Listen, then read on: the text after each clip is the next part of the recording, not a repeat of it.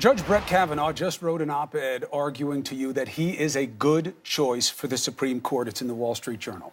We have never seen such an overtly political play by a nominee, let alone one who's fighting back criticism that he is too political. But here we are, steeped in irony and animosity. But let's do this. Let's look at his own words and assess. The top is a reminder of devotion to family and country and his pride at being selected.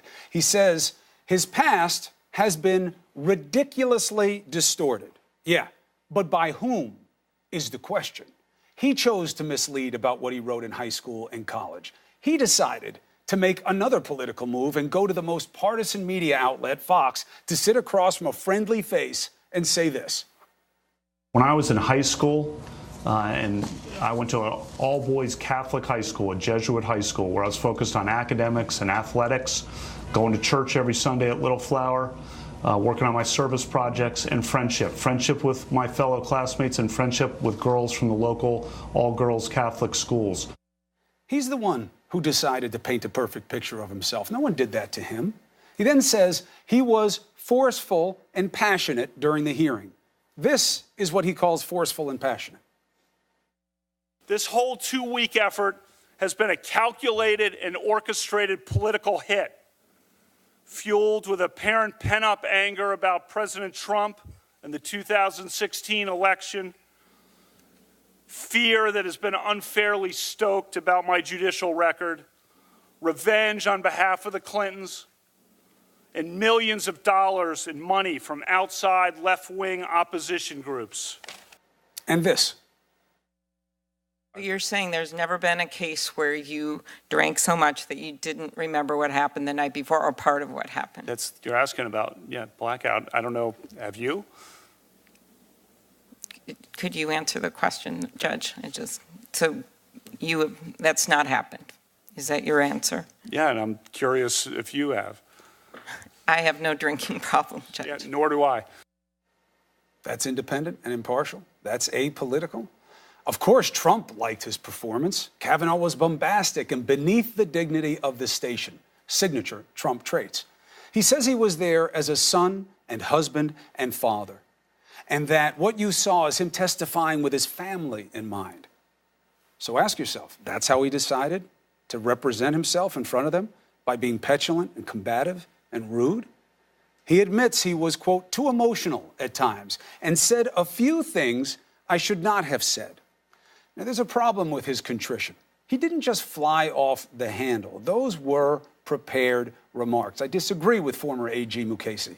He said he didn't hear her testimony, so how was he responding to it while he drafted his remarks? They were thought out. He also had set answers about the yearbook and how to sanitize his past. He was measured when he answered those questions. He wasn't just going off the top of his head. Now, again, I don't care about what he did in high school except for the allegations from Ms. Ford. I don't care about his drinking. From what I've heard, sounds like what many, if not most, in college are prone to, excess. I was at the same school, in the same bars, and you know what? I fought a lot more than he did. But I own it. I'm flawed. I was, and I am. I did stupid things. My life was never just about books and church and charity, and neither was his. All that time, he was out fooling around with his buddies. And we know what that means, and it doesn't mean what he says it means. So, separating out the serious allegations, the problem is not the behavior. It is the denial of the same. The most telling phrase I would suggest is, I have been known for my courtesy on and off the bench. I have not changed. He has been known that way, and also as a rabid righty, an attack dog, and a hothead. And he has not changed based on that testimony. 2 points. When you're innocent, poise, calm in the face of criticism reflects your power of belief.